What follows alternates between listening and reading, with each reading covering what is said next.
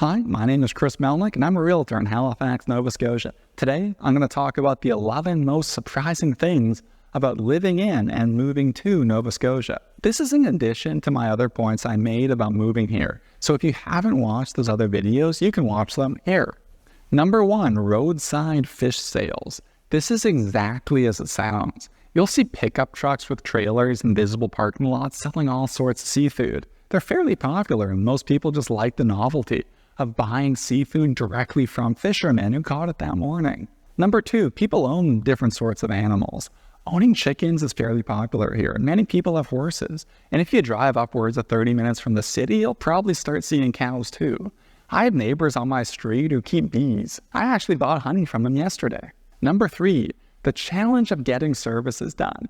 Anything to do with construction or renovation is an extreme demand. Many companies just won't return phone calls because they have too much work. I keep hearing these stories from clients and colleagues.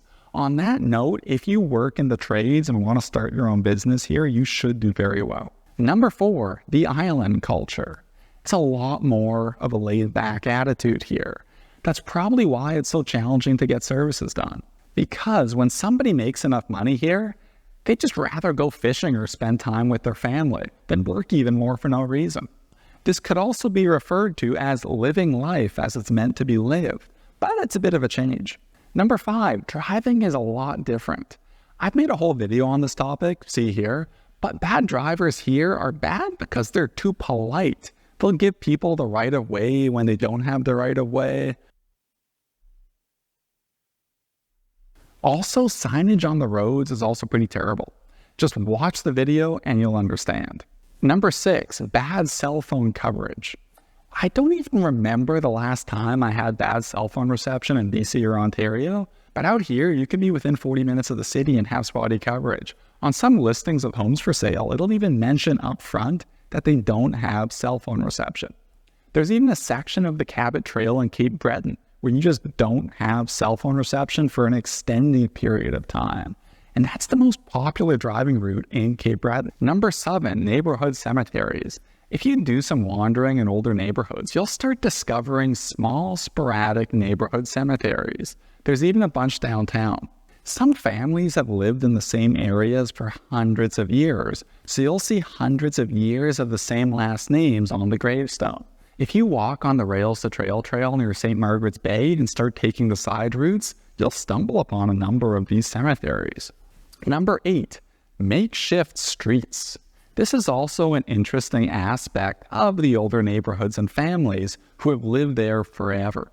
Say I owned a big piece of land 200 years ago with a house, and then I have kids, so I just build them houses on that land too, with a shared driveway.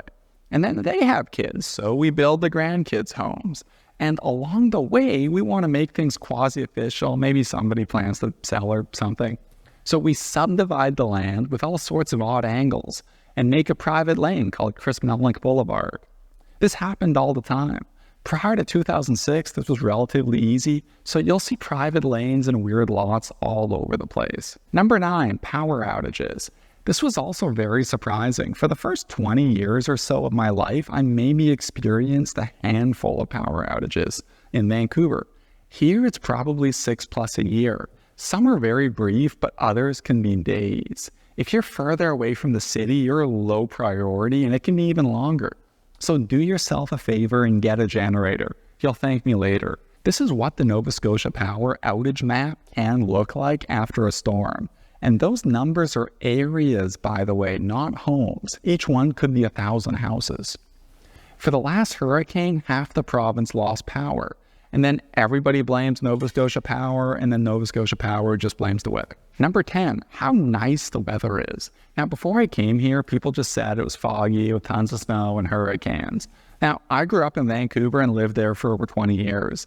Many people say that Vancouver has the best weather in Canada, but I disagree and say that Halifax does. Fog is basically non-existent for the urban and suburban areas, and yes, we do get decent dumps of snow and heavy storms, but it lasts for a day or so, and then everything goes back to normal. Most people just take those days off anyways. I actually enjoy it that way. It keeps things interesting. We'll have snow and people will skate on frozen lakes.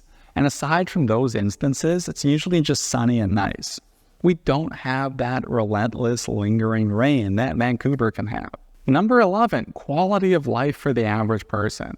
Now, I do talk about this in my Moving to Halifax videos, but this is very, very important. Now, a couple with seemingly normal jobs like a nurse and electrician can have a detached home, a dog, 2 cars, a boat, children, and go on vacations. That's just not remotely possible in Vancouver or Toronto on their own. In my mind, it's absolutely surreal here.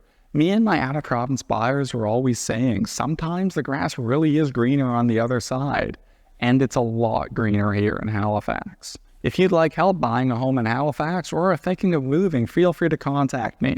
My contact information is in the description. Goodbye.